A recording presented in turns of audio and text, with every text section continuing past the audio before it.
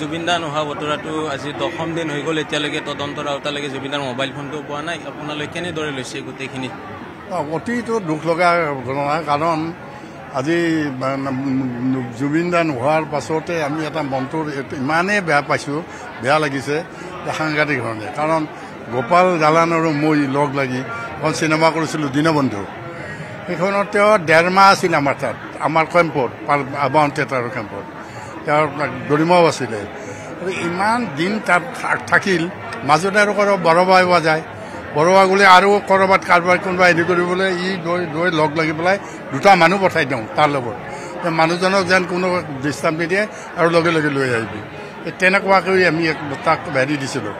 আৰু আমাৰ এখন নাটক কৰিছিলোঁ এখন হেৰি নাচ মধু নাচ সেইখনত তেওঁ আমাৰ ডিৰেকশ্যন দিছিল দেই হেৰিটো হেৰি নাটকখনৰো ডিৰেকশ্যন দিছিলে আৰু মিউজিক ডিৰেকশ্যনো দিছিলে মিউজিকো কৰিছিলে যিকেইটা গান আছিল গোটেইকেইটা গান গাইছিল আৰু চিনেমাখনতো দেখিছে আপোনালোকে হেৰিত মিউজিকটো দিছেই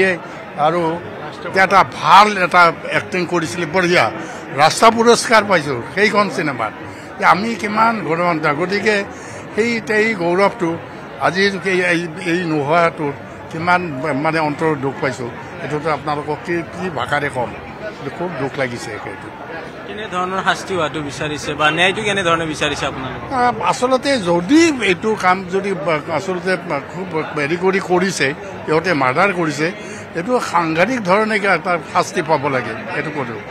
আৰু যদি মানে এইটো ভগৱানে জানে আৰু এই আমাৰ যিটো এতিয়া SIT ধৰিছে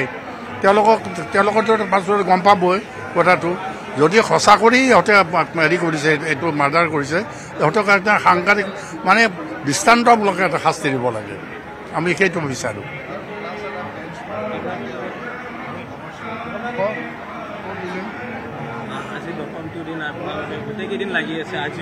হয় আচলতে জুবিনদাক আমি এটা পৰিস্থিতিত হেৰাব লগা হ'ল আৰু সেই মনটো মনা নাই কাৰণে ইয়ালৈ আহি আছোঁ আৰু কায়িকভাৱে নাথাকিলেও জুবিনদা সদায় আমাৰ মাজত থাকিব তেওঁৰ গানৰ মাজেৰে তেওঁৰ সৃষ্টিখিনিৰ মাজেৰে আৰু ইতিমধ্যে কৃষ্ণদা ডাঙৰীয়া কৈছেই আমি যেতিয়া দীনবন্ধু নিৰ্মাণ কৰিছিলোঁ তেতিয়া তেওঁ আমাৰ লগত কেনেদৰে আছিল আৰু যেতিয়া কোনোবা এজন ব্যক্তিক তেওঁৰ মানে কোনোবা অৰ্গেনাইজাৰ তেওঁ নিব তেতিয়া তেওঁৰ দায়িত্ব থাকিবই লাগিব আৰু সেই দায়িত্ব যদি তেওঁলোকে নিয়াৰিকৈ পালন কৰা নাই যিসকলে লৈ গৈছিল তেওঁলোকৰ ন্যায় তদন্ত হ'ব লাগে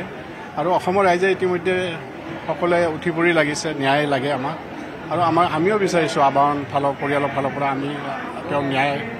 চৰকাৰে নিশ্চিতভাৱে প্ৰদান কৰিব বুলি পৰিয়ালবৰ্গক ন্যায় দিব বুলি আমি খুব আশাৰে বাট চাই আছোঁ হয় চাওক আমি যেতিয়া এজন আলহী আমাৰ ঘৰত আহিব আমি তেওঁক কেনেকৈ সুৰক্ষা দিব লাগে সেই কথাটো পৰিয়ালেতো জানিব লাগিব যেনেকৈ আমি আবাহন থিয়েটাৰৰ বেনাৰত যেতিয়া দীনবন্ধুখন কৰিছিলোঁ তেওঁৰ লগত আমি সদায় 2জন মানুহ বা 3জন মানুহ লগত পঠাইছিলোঁ তেওঁ যদি ক'ৰবাত গৈছে বজাৰ কৰিবলৈ গৈছে যদিও আমি মানুহ পঠাইছিলোঁ তেওঁ আচলতে অসমৰ সম্পদ ভাৰতৰ সম্পদ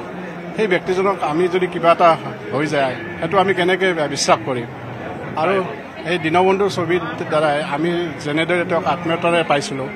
আজি ইয়াত থিয় হৈ সেই এটা পুৰণা কথাখিনি মনত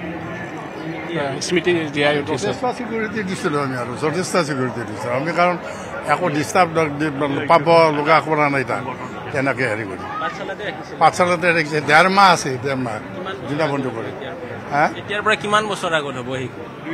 2000 চনত কৰিছিলোঁ এতিয়া 4 চনত আমি হেৰি পালোঁ এৱাৰ্ড পাইছোঁ এইটো ৰাষ্ট্ৰীয় পুৰস্কাৰ সেইকাৰণে তেখেতৰ আত্মা য'তে আছে সুখতে থাকক শান্তিৰে থাকক ইয়াৰ পৰা তেখেতক শ্ৰদ্ধা জনাইছোঁ আপুনি বিচৰা বাতৰি পাব কেৱল নিউজ 18 এপত নিউজ 18 এপ ডাউনলোড কৰিবলৈ স্কেন কৰক এই QR কোড গুগল প্লে ষ্টৰতো পাব এই নিউজ 18 এপ